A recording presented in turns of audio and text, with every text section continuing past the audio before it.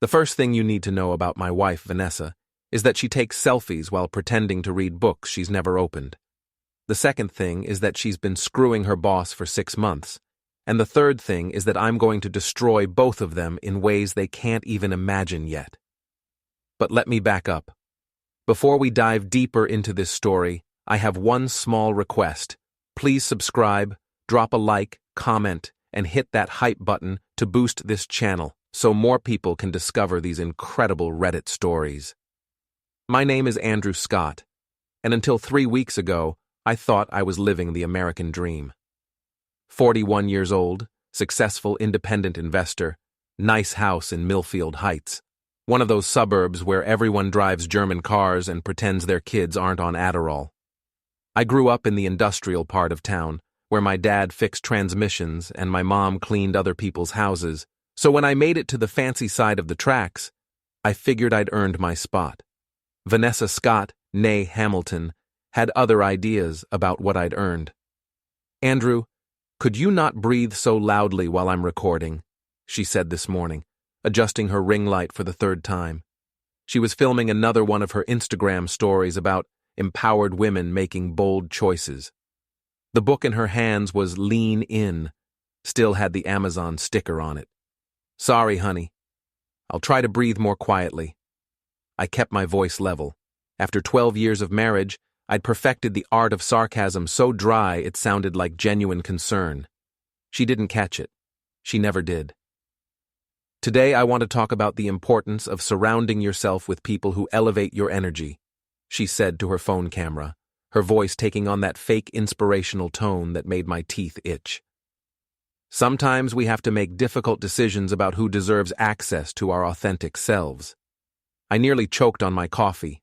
Authentic. Right. The woman who spent 40 minutes every morning contouring her face to look like someone else was lecturing about authenticity. The same woman who'd told our neighbor Mrs. DeLuca that I was going through a midlife crisis because I'd bought a used motorcycle, a Honda, not even a Harley. But apparently, wanting to feel the wind in your thinning hair at age 41 was a psychological disorder. "Don't forget you have dinner with the Palmers tonight," I said, scrolling through my tablet. I confirmed the reservation at Romano's. She lowered her phone, and I caught something flickering across her face. Annoyance? Panic? Hard to tell with all that makeup. "Actually, I need to cancel that. Something came up at work. Big case. You understand?" I understood plenty. Like how her big cases always seemed to involve Colin Drake, the senior partner at her firm who drove a vintage Mercedes and wore ties that cost more than most people's rent. Like how these emergency work sessions always happened at wine bars instead of conference rooms. Like how she'd started going to the gym at 7 a.m. instead of 6 p.m., right around the time Colin posted on Facebook about his new morning workout routine. "Of course," I said. "Work comes first." She smiled, the same smile she used in her LinkedIn headshots. "You're so understanding. That's what I love about you." What she loved about me was that I paid the mortgage on our 4-bedroom colonial, the lease on her BMW, and the membership fees at Millfield Country Club, where she played tennis twice a week with women who called me Vanessa's little investor behind my back. After she left for the office, hair perfect, heels clicking, trailing a cloud of expensive perfume, I sat in our kitchen and really looked around for the first time in months. Everything was beige and chrome and carefully curated for maximum Instagram impact. The kind of kitchen where you're afraid to actually cook because you might disturb the aesthetic. My phone buzzed. Text from my buddy Luke, the only guy from the old neighborhood who still talked to me after I'd moved up in the world. "Drinks tonight? Jenny's working late." I typed back. "Can't. Wife has work thing. Rain check?" "Your wife works more than a cardiac surgeon. What kind of law does she practice again?" "Good question. Corporate law," she always said. "Mergers and acquisitions. Very complex, very important. Very convenient excuse for working late 3 nights a week." I walked into her home office, the one room in the house I was supposedly not allowed to disrupt. Vanessa kept it locked, but I'd been paying attention when she punched in the code last month. her birthday backwards, original. The desk was neat as always, but I wasn't looking for obvious evidence. I was looking for the kind of details that told a story. Like the credit card statement she'd left in the printer tray, showing charges at restaurants I'd never been to. Like the gym membership renewal notice for a place across town, not the country club where she claimed to work out. Like the stack of business cards held together with a rubber band, all from the same wine bar downtown. Colin Drake's business card was on top. I took pictures of everything with my phone, then put it all back exactly as I'd found it. 12 years of marriage had taught me patience. My dad used to say that the best mechanics were the ones who diagnosed the whole problem before they started swinging wrenches. Same principle applied here. My phone rang. Vanessa. Hi, babe. Just wanted to let you know I might be really late tonight. This case is more complicated than we thought. How late is really late? Maybe midnight? Don't wait up. In the background, I could hear music. Not the kind of music you'd expect in a law office. More like the kind they played at trendy wine bars where corporate lawyers went to discuss cases with their senior partners. Okay, I said. I'll probably just watch the game and go to bed early. You're the best. Love you. She hung up before I could say it back. Not that I was planning to. I spent the rest of the day doing what I did best, research. Not the kind that involved following people around or hiring private investigators. The kind that involved understanding patterns, analyzing data, and connecting dots that other people missed. It's what made me good at investing, and it's what was about to make me very good at something else entirely. Vanessa's social media told an interesting story once you knew what to look for. Photos at restaurants I'd never heard of, tagged with work colleagues I'd never met.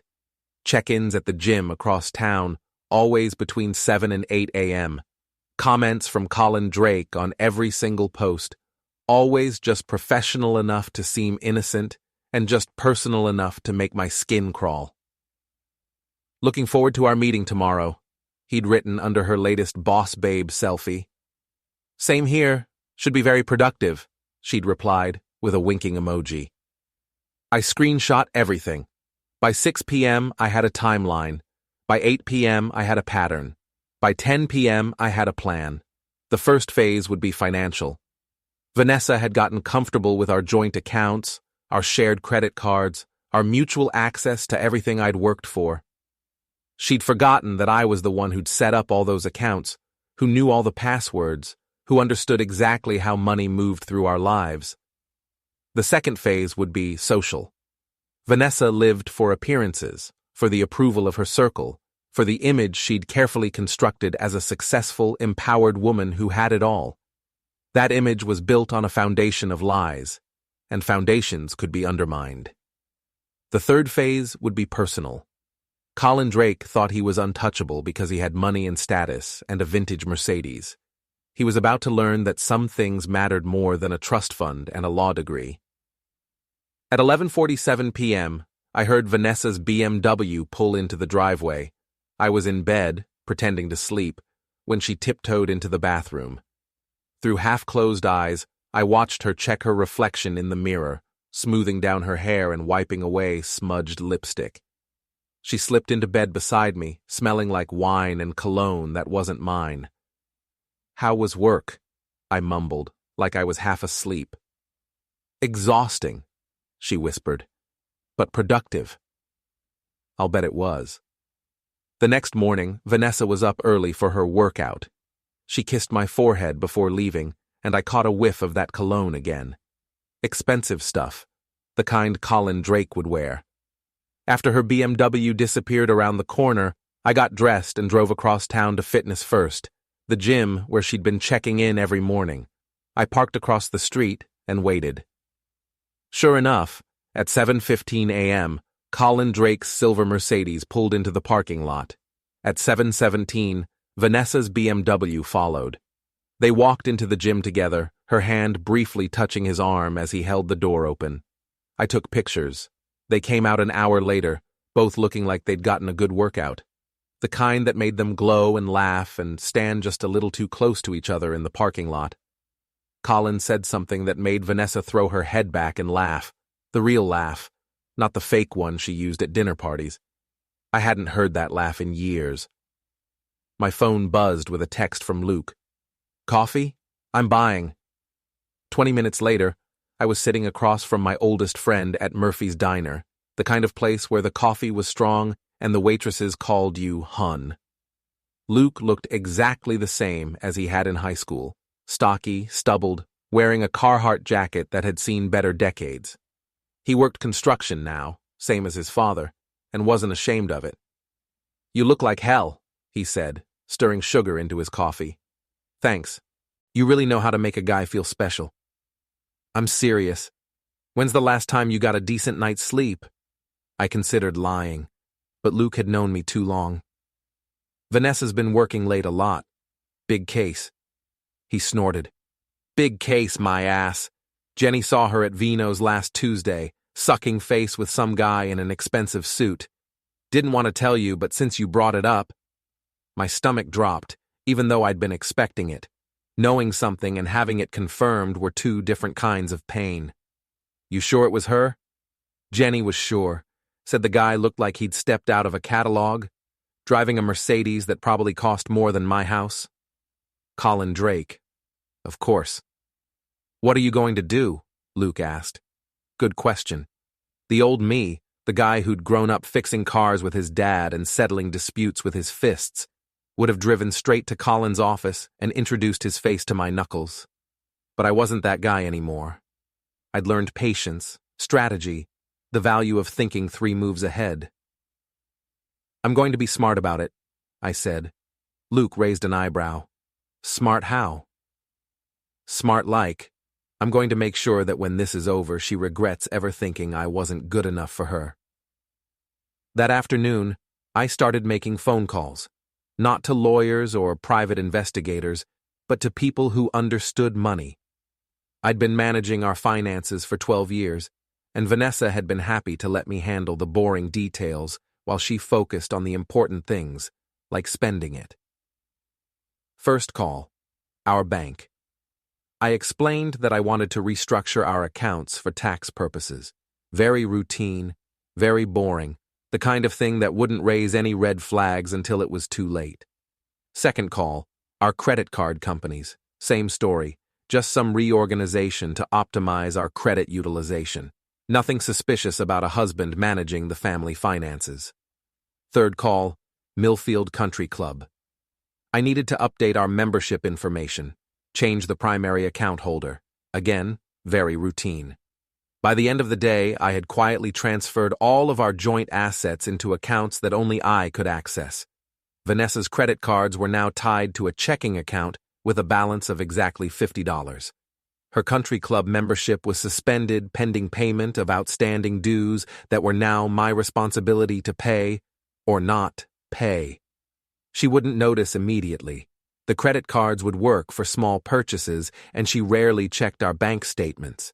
But the first time she tried to make a significant purchase, say, dinner for 2 at an expensive restaurant, she was going to get a very unpleasant surprise. That evening, I cooked dinner. Nothing fancy, just spaghetti and meatballs, the kind of meal my mother used to make when money was tight. I set the table with our good china, lit a candle, opened a bottle of wine. Vanessa came home at 7:30, looking surprised to find me in the kitchen. "What's all this?" she asked, gesturing at the table. "Thought we should have a nice dinner together. We haven't done that in a while." She looked uncomfortable, like she was trying to figure out the angle. "That's sweet. But I'm not really hungry. I had a late lunch." "With Colin?" The question slipped out before I could stop it. Vanessa's face went very still. "What did you say?" "I asked if you had lunch with Colin, your colleague, from work." "Why would you ask that?" I shrugged, twirling spaghetti around my fork. "No reason, just making conversation. You mention him a lot lately." "I do not." "Sure you do. Colin thinks this, Colin says that. Colin's handling the big merger. Colin's working late. Colin. Her face was flushed now, and not from the wine. You're being ridiculous. Am I? Because from where I'm sitting, it sounds like Colin's a pretty important part of your life these days.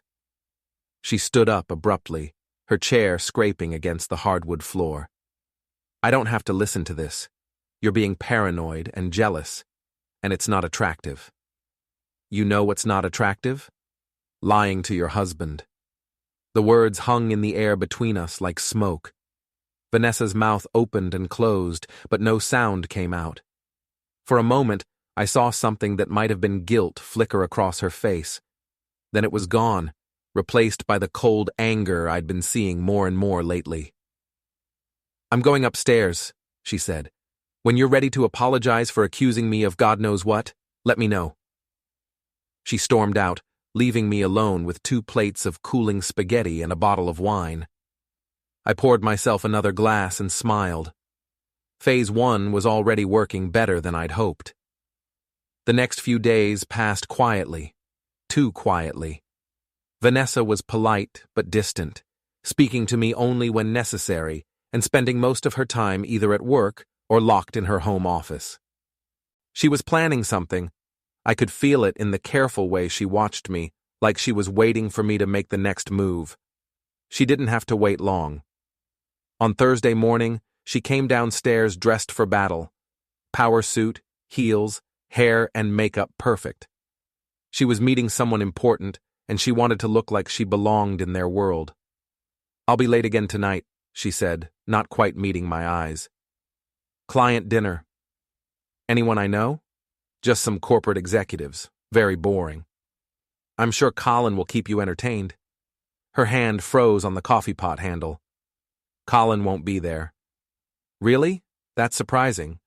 I thought he handled all the important clients. He does. This is different. She was lying, and we both knew it. But I just smiled and went back to reading my tablet. Have fun. After she left, I called Luke. Feel like doing me a favor? I asked. Depends. How illegal is it? Completely legal. I just need you to have dinner at Romano's tonight, around 8 o'clock. Bring Jenny. That place is expensive. My treat. Just keep your eyes open and your phone handy. Luke was quiet for a moment. You sure about this, Andrew? Once you go down this road, I'm already on this road, Luke. I'm just deciding how fast I want to drive. At 7:45 p.m., I got a text from Luke. They're here. Corner booth. Looking very cozy. At 8:15. She's feeding him dessert, with her fork. Thought you should know. At 8:30. They're leaving, together, his car. I sat in my empty house, surrounded by Vanessa's carefully curated decor, and felt something cold and sharp settle in my chest. Not heartbreak. I was past that. This was something else. Something that felt like clarity. My phone rang. Vanessa. Hi, babe. Just wanted to let you know the dinner's running really late. I'm going to stay at Monique's tonight instead of driving home. Don't want to wake you. Monique was Vanessa's friend from her yoga class, a divorced real estate agent who lived downtown. Convenient alibi.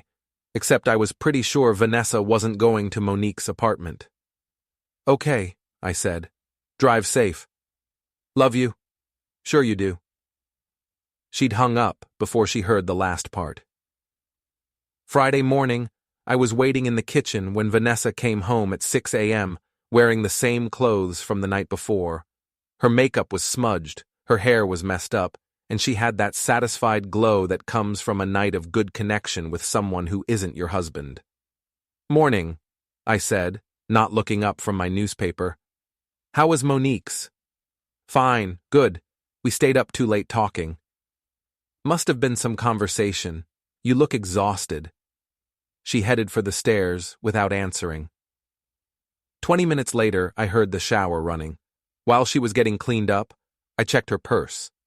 Inside, I found a receipt from the Marriott downtown. Room service for 2, charged to Colin Drake's credit card. I took a picture and put it back. When she came downstairs, she was back in full armor, fresh makeup, perfect hair, designer outfit that probably cost more than most people made in a week. I'm going shopping with the girls today, she said. Retail therapy. Sounds expensive. I deserve nice things, Andrew. I work hard. You certainly do something hard. She shot me a look but didn't take the bait. I'll probably be gone most of the day. Take your time. Enjoy yourself. She grabbed her purse and headed for the door, then stopped. Are we okay? You've been acting strange lately. I looked up from my paper and gave her my most innocent smile. I'm fine, honey. Just been thinking about things. What kind of things? Oh, you know, life, marriage, the future, whether the people we love really deserve our trust. Her face went pale under all that foundation. Andrew, have fun shopping. Buy yourself something pretty. After she left, I made another round of phone calls. This time, I wasn't being subtle. First call, Millfield Country Club. I explained that due to some financial restructuring, we needed to put a temporary hold on my wife's membership privileges.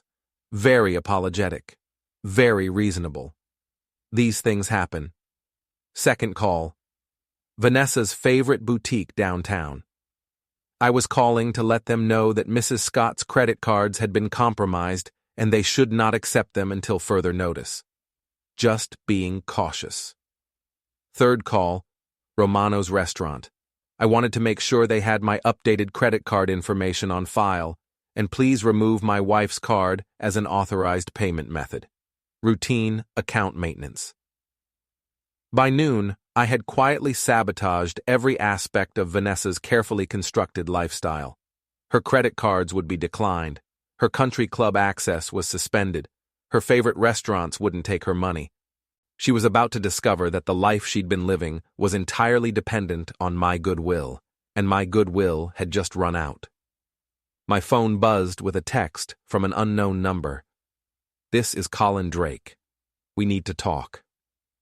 I stared at the message for a long moment, then typed back, I don't think we do. Your wife told me about your conversation. You're making a mistake.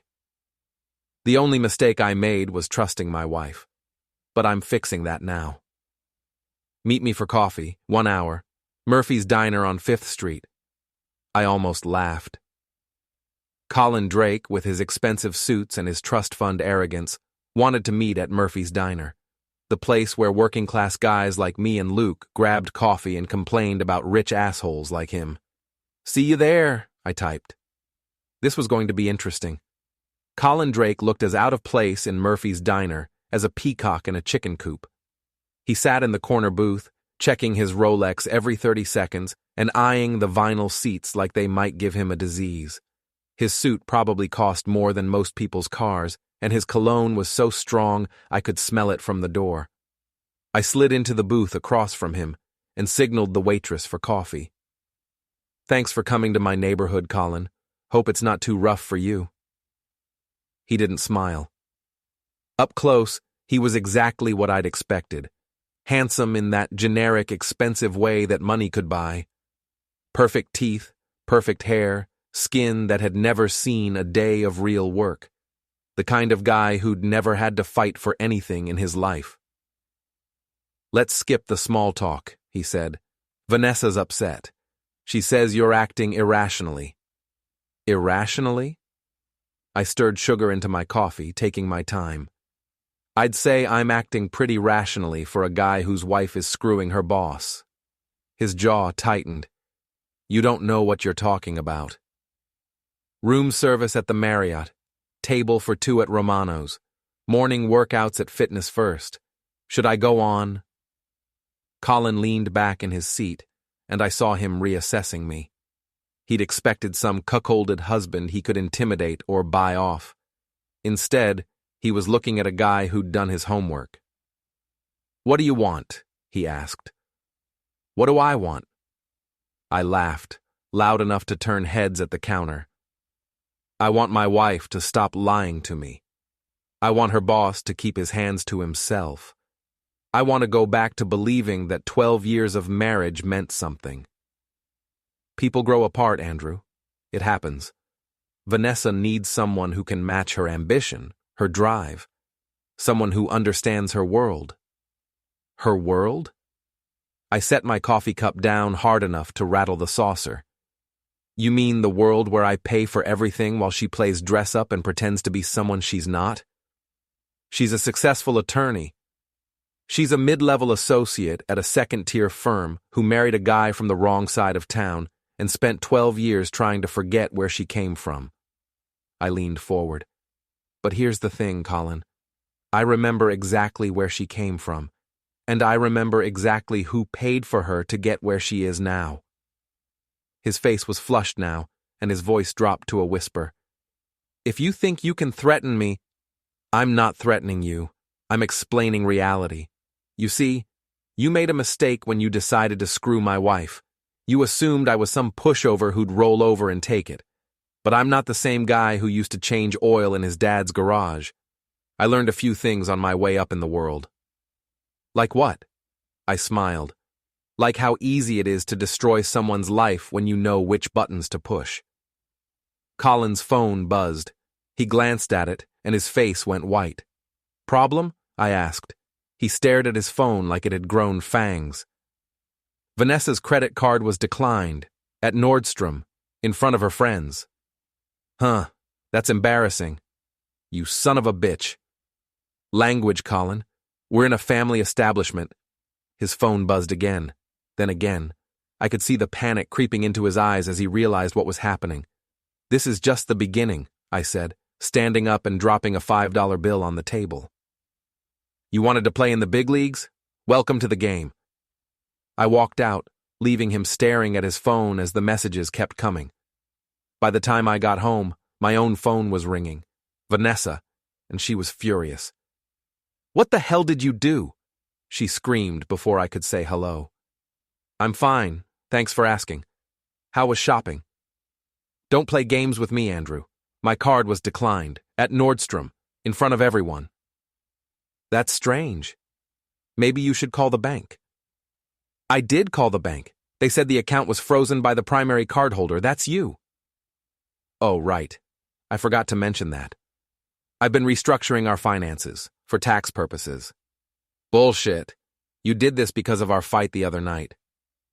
What fight? I thought we just had a conversation about honesty in marriage. There was a long pause. When she spoke again, her voice was dangerously quiet. Fix this. Now. I don't think I will. Andrew. See, here's the thing, Vanessa. I've been thinking about what you said the other night, about how I'm not attractive when I'm paranoid and jealous. And you're right, so I've decided to stop being paranoid. Good. I'm not paranoid anymore, because I know exactly what's going on. I know about Colin, I know about the hotel rooms and the restaurants and the morning workouts. I know about all of it. Silence. So here's what's going to happen, I continued. You're going to come home, and we're going to have an honest conversation about our marriage. And then you're going to decide whether you want to be married to me or whether you want to be Colin Drake's problem. You can't do this to me. Actually, I can. Turns out that when you've been managing the family finances for 12 years, you have a lot of power. Who knew? She hung up on me. 20 minutes later, her BMW screeched into the driveway. She stormed through the front door like a hurricane, her face flushed with rage and humiliation. You bastard, she said. Do you have any idea what you've done to me? I've given you a taste of reality. How does it feel? Monique and Jenna were there. They saw everything. The whole store saw my card get declined. Embarrassing. This isn't a game, Andrew. You're right. It's not a game. Games have rules. This is war. She stared at me like she was seeing me for the first time. Maybe she was. The old Andrew, the one who'd spent 12 years trying to be good enough for her, was gone. In his place was someone who'd learned that sometimes the only way to win was to stop playing nice. I want a divorce, she said. Great. I'll call my lawyer on Monday. I'm sure he'll be very interested in those hotel receipts. Her face went white. You wouldn't. Try me. We stood there in our perfect kitchen, surrounded by all the beautiful things that were supposed to represent our successful life together, and I realized that I felt lighter than I had in months. The pretending was over. The lies were in the open. Now we could finally deal with the truth. "I never meant for this to happen," she said quietly. "Which part? The lying or the cheating?" "Any of it. Colin and it just happened." "Nothing just happens, Vanessa. You made choices. Every single day for 6 months, you chose him over me." Tears were running down her cheeks now, cutting tracks through her perfect makeup. I felt trapped, like I was suffocating in this life we'd built. "Colin makes me feel alive." "And I make you feel what? Lifeless?" "Safe, comfortable, like I never have to worry about money or security or any of the things that scared me when I was growing up." There it was. The truth, finally. I wasn't her husband. I was her safety net. Her insurance policy against ever having to go back to the life she'd come from. "Well, congratulations," I said. "You're not safe anymore." The weekend passed in cold silence. Vanessa stayed in the guest room, emerging only to make coffee and glare at me across the kitchen. I spent my time researching divorce lawyers and making lists of our assets that were now entirely under my control. Monday morning brought the first real casualty of our war. "Andrew?" Vanessa's voice was small, uncertain. She was standing in the doorway of my home office, holding her phone like it might bite her. "What's up?" "I just got a call from the country club. They said my membership has been suspended." "Huh. Did they say why?"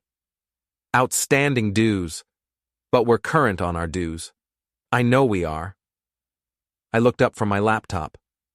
"Actually, we're not. I stopped the automatic payment last week. Figured if you wanted to play tennis with your friends, you could pay for it yourself." Her mouth fell open. "You can't do that." "I can do whatever I want with my money." "It's our money. Check the account statements. Everything's in my name. Has been from the beginning. You just never bothered to pay attention to the details." She sank into the chair across from my desk, and for a moment she looked like the girl I'd married. Young, scared, overwhelmed by a world that seemed too big and complicated. "This is insane," she whispered. "You're destroying our entire life." "I'm not destroying anything.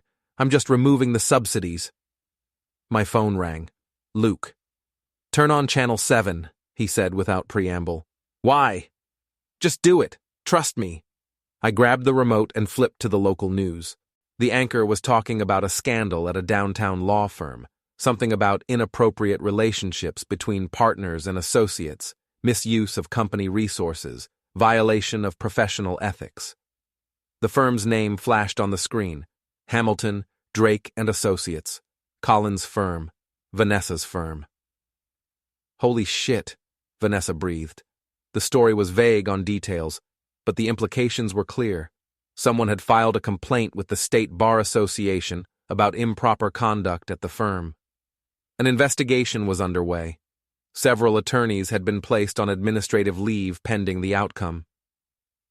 "Did you do this?" Vanessa asked. "Do what? File a complaint about lawyers sleeping with their subordinates? That would be unethical, wouldn't it?" Her phone rang. She looked at the caller ID and her face went ashen. "It's Colin." "Better answer it. Sounds like you two have some things to discuss." She stepped out of the room to take the call. I could hear her voice through the door, panicked, desperate, trying to figure out how much trouble they were in. When she came back, she looked like she'd aged 10 years. "We're both suspended," she said. "Pending investigation. Colin thinks someone at the firm reported us. Any idea who?" "It could be anyone. Half the associates hate him, and the other half are jealous of me. Or it could be a concerned citizen who happened to know about hotel receipts and restaurant bills and morning workout sessions. But I kept that thought to myself." "What does this mean for your career?" I asked. "If they find evidence of an inappropriate relationship, I could be fired, maybe even disbarred." "That would be unfortunate." She stared at me with something that might have been respect. "You really did this. You actually declared war on both of us." You declared war when you decided to screw your boss. I just decided to fight back. Over the next few days, the situation got worse. The local legal community was small and gossipy, and word spread quickly about the investigation at Hamilton, Drake and Associates. Vanessa's friends started avoiding her calls. The women from her yoga class suddenly had scheduling conflicts. Even Monique, her supposed best friend, was too busy to meet for their weekly lunch.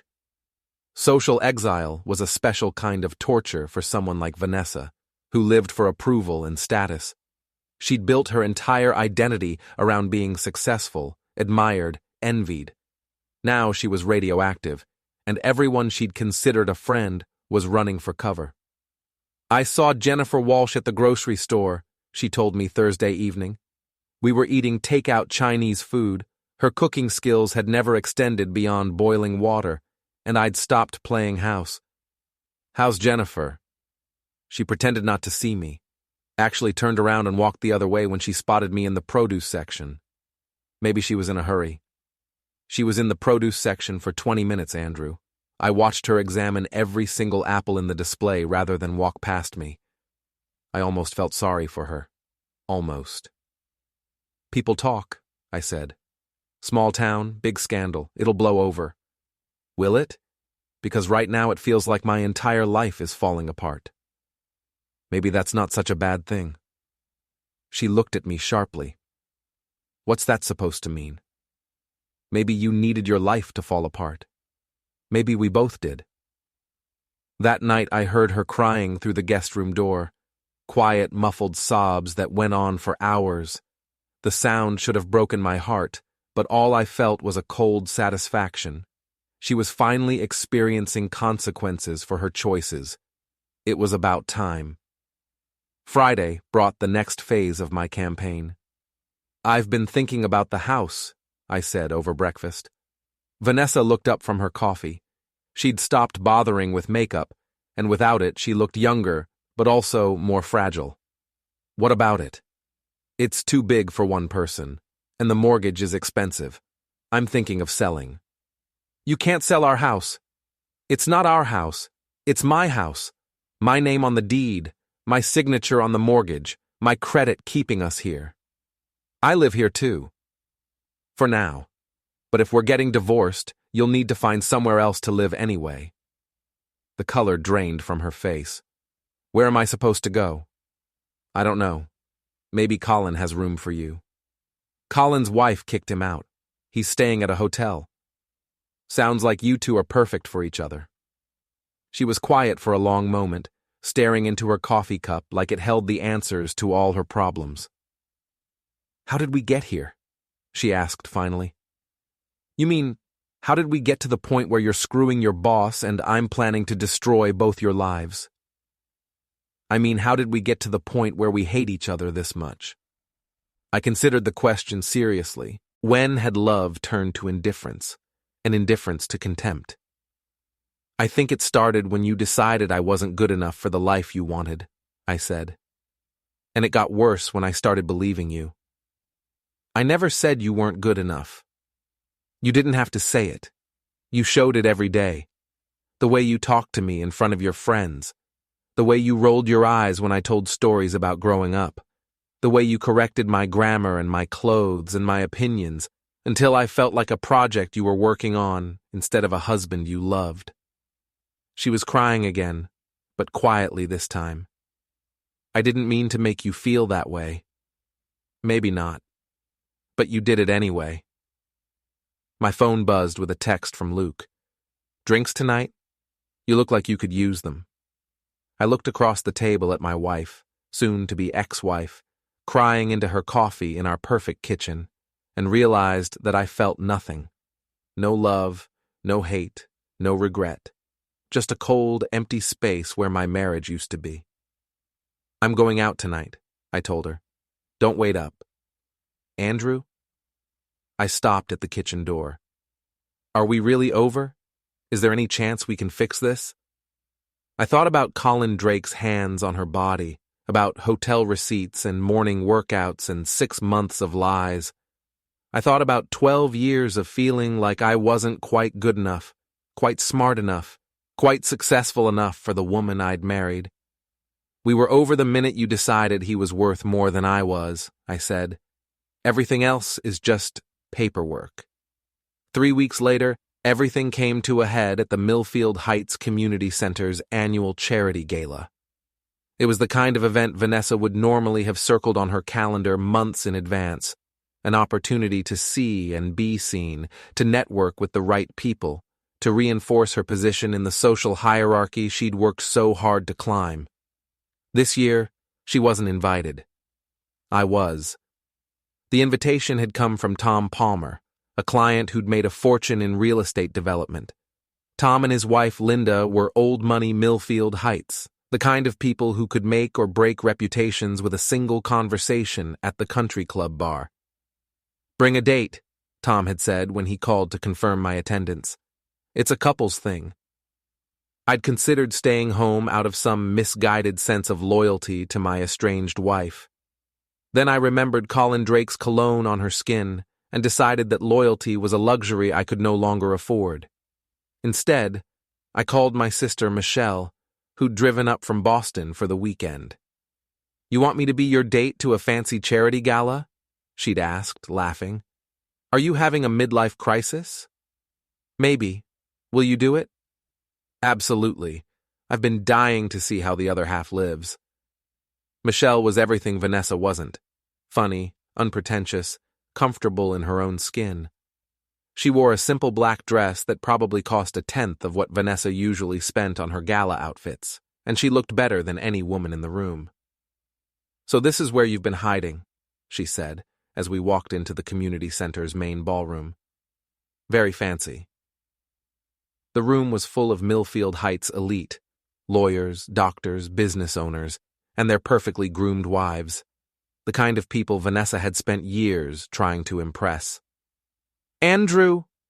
Linda Palmer appeared at my elbow, resplendent in pearls and silk. "So glad you could make it. And who is this lovely woman?" "Linda Palmer. Meet my sister Michelle Scott." "Michelle, Linda is one of Millfield Heights' most generous philanthropists." Michelle smiled and shook Linda's hand. "Nice to meet you. This is quite a party." "We do try to do our part for the community," Linda said. "Andrew, I was so sorry to hear about you and Vanessa. Divorce is never easy." The words carried across the room like a stone dropped in still water. Conversations paused, heads turned. I could feel the weight of 100 curious stares. "These things happen," I said evenly. "Sometimes people grow apart." "Of course. Well, you seem to be handling it beautifully. And Michelle, what do you do?" "I'm a pediatric nurse in Boston." "How wonderful. Such important work." Linda moved on to other guests, but the damage was done. By the time we reached the bar, everyone in the room knew that Andrew Scott was officially single and apparently doing just fine. "You're enjoying this," Michelle observed, sipping her wine. "Maybe a little." "Good. From what you've told me about Vanessa, she had it coming." Halfway through dinner, my phone buzzed with a text from an unknown number. "We need to talk, now. Colin." I showed the message to Michelle, who raised an eyebrow. "The boyfriend?" "Ex-boyfriend, I hope." "Want me to come with you?" "Better not. This might get ugly." I found Colin in the parking lot, pacing beside his Mercedes like a caged animal. He looked terrible. His usually perfect hair was disheveled, his expensive suit was wrinkled, and his face was flushed with anger and desperation. "You son of a bitch," he said when he saw me. "You destroyed everything." "I didn't destroy anything, I just stopped paying for it." "The bar investigation, the financial stuff turning everyone against us. It was all you." I shrugged. "Prove it." "I don't have to prove it. I know it was you." "What do you want, Colin?" "I want you to call off your dogs. Fix whatever you broke. Let us get back to our lives." "Our lives?" I laughed. "You mean the lives where you screw my wife and I pay the bills? Those lives are over. Vanessa's career is ruined because of you. She might lose her license. Vanessa's career is ruined because she was sleeping with her boss. That's on her. not me. Colin stepped closer, and I could smell alcohol on his breath. You think you're so smart, don't you? You think you've won. Haven't I? She never loved you, you know. Not really. She told me. You were just a meal ticket, a safe choice. Someone who would take care of her while she figured out what she really wanted. The words hit like a physical blow, even though I'd suspected as much for months. Hearing it confirmed was different from knowing it. And what she really wanted was you? I asked. She wanted someone who understood her ambition, someone who could match her drive, someone who belonged in her world, someone with a trust fund and a law degree, someone who wasn't a blue-collar nobody pretending to be something he's not. That's when I hit him. It wasn't a calculated move or part of some master plan. It was pure instinct, 12 years of accumulated resentment and humiliation exploding in a single moment. My fist connected with his perfectly straight nose, and he went down hard, red liquid streaming down his face and onto his expensive suit. Jesus Christ, he gasped, holding his nose. You broke my nose. Good. Now we're even. I walked back toward the community center, leaving him bleeding in the parking lot beside his Mercedes. My knuckles hurt, but it was a good hurt. A satisfying hurt. Michelle was waiting by the entrance. Everything okay? Perfect. Your hand is bleeding. I looked down at my scraped knuckles and smiled. Worth it. The rest of the evening passed in a blur of congratulations and concerned inquiries about my situation. Word of Colin's nose spread quickly through the gala crowd, and by the time we left, I'd been elevated to folk hero status among the men and sympathetic victim among the women. You realize you're going to be the talk of the town for weeks, Michelle said as we drove home. I can live with that. When I got home, Vanessa was waiting in the living room. She looked like she'd been crying for hours, and there was a suitcase by the door. I heard about Colin, she said quietly. News travels fast. His nose is broken. He'll live. She was quiet for a long moment, studying my face like she was trying to memorize it. I'm leaving. Where will you go? My sister's, for now, until I figure things out. What about Colin? What about him? His wife filed for divorce this morning. The firm is probably going to fire both of us. His trust fund won't last forever, and mine ran out years ago. She stood up and walked to the window, looking out at the perfect suburban street where we'd built our perfect suburban life. I'm sorry, she said without turning around. For all of it. For lying, for cheating, for making you feel like you weren't enough. You were always enough, Andrew. I was the one who wasn't. I know. Do you hate me? I considered the question. A month ago, the answer would have been yes. Now, looking at her silhouette against the window, I felt something closer to pity. No, I said. I don't hate you. I just don't love you anymore. She nodded, like she'd expected that answer. The divorce papers are on the kitchen table. I signed everything. You can have the house, the cars, all of it. I don't want anything that reminds me of what I threw away. Vanessa, don't, please, let me leave with whatever dignity I have left. She picked up her suitcase and walked to the door. Then she stopped and looked back at me one last time. For what it's worth, Colin was wrong about one thing. I did love you. Maybe not the way you deserved, but I did love you. I just forgot how to show it. Then she was gone, and I was alone in our perfect house with our perfect things and the wreckage of our perfect life. I poured myself a drink and sat in my leather chair, looking around at the spotless living room with its carefully coordinated colors and expensive furniture. Everything was exactly as Vanessa had arranged it, down to the last throw pillow and coffee table book. Tomorrow I would start changing things. I'd get rid of the beige walls and the uncomfortable designer furniture. I'd turn her home office into a workshop where I could tinker with engines again. I'd fill the house with things that actually meant something to me instead of things that looked good in photographs. But tonight, I just sat in the silence and let myself feel the weight of what I'd accomplished. I'd set out to destroy the people who'd betrayed me, and I'd succeeded beyond my wildest expectations. Vanessa's career was in ruins, her social standing was demolished, and her future was uncertain. Colin's marriage was over, his reputation was destroyed, and his nose would never look quite right again. I should have felt triumphant. Instead, I felt empty. My phone buzzed with a text from Luke. "Heard you decked the boyfriend. Proud of you, brother." Then another from Michelle. "Thanks for letting me crash your revenge party. Call me if you need anything." And finally, one from Tom Palmer. "Hell of a right hook. Drinks next week?" I smiled and put the phone aside. Maybe I was empty now, but empty was better than being full of lies and resentment and the slow poison of a marriage that had faded years ago. Empty meant I could start over. Empty meant I could fill my life with things that actually mattered. Empty meant I was free. I raised my glass to the perfect living room and the perfect life I was about to tear down and rebuild. "Here's to new beginnings," I said to the silence. And for the first time in years, I meant it.